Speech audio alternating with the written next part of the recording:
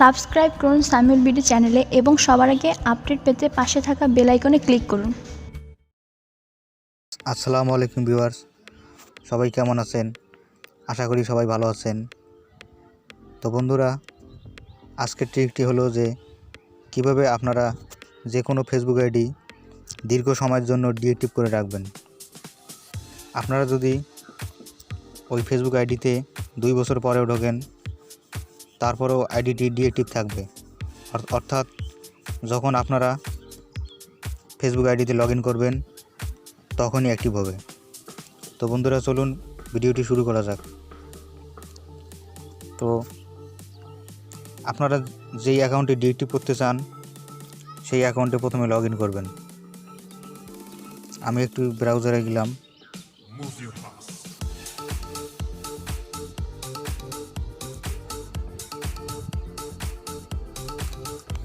এখন আপনারা সেই ফেসবুক অ্যাকাউন্টে লগ ইন করুন যেটি আপনারা ডিঅ্যাক্টিভ করতে চান।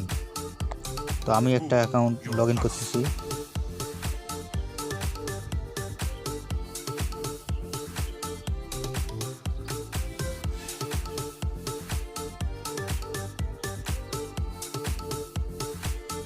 তো বন্ধুরা, ডিঅ্যাক্টিভ করতে হলে আপনাদের সেটিংস অ্যান্ড প্রাইভেসি অপশনে যেতে হবে।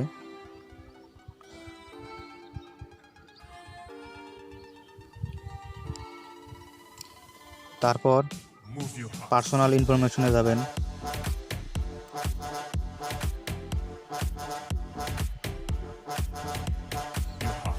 এরপর দেখেন একদম নিচে আছে ম্যানেজ অ্যাকাউন্ট, ওখানে ক্লিক করবেন।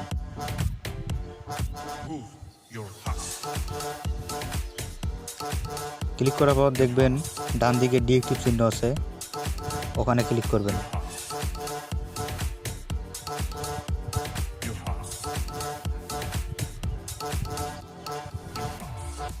ক্লিক করার পর এখানে অনেকগুলো অপশন আছে, এর মধ্যে একটি অপশনে আপনাদের টিক চিহ্ন দিতে হবে। সেটা হলো যে I have another Facebook account, এই অপশনে ক্লিক করবেন।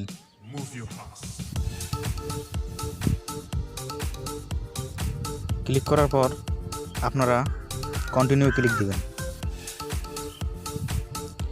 এখন আপনারা উপরের কিপ ইউজিং মেসেঞ্জার, এখানে যদি আপনারা টিক চিহ্ন দেন তাহলে আপনারা শুধু মেসেঞ্জার চালাতে পারবেন, তাছাড়া ফেসবুকে লগ ইন করতে পারবেন না।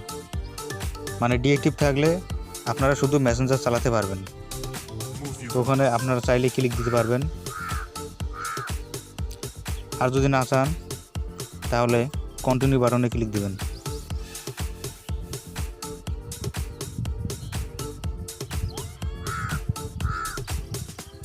তো বন্ধুরা দেখেন, আমার ফেসবুক অ্যাকাউন্টটি ডিঅ্যাক্টিভ হয়ে গেল। এখন আমি যেদিন লগ ইন করবো সেদিন আইডিটি অ্যাক্টিভ হবে। ভিডিওটি ভালো লাগলে চ্যানেলটিতে সাবস্ক্রাইব করতে ভুলবেন না। ধন্যবাদ।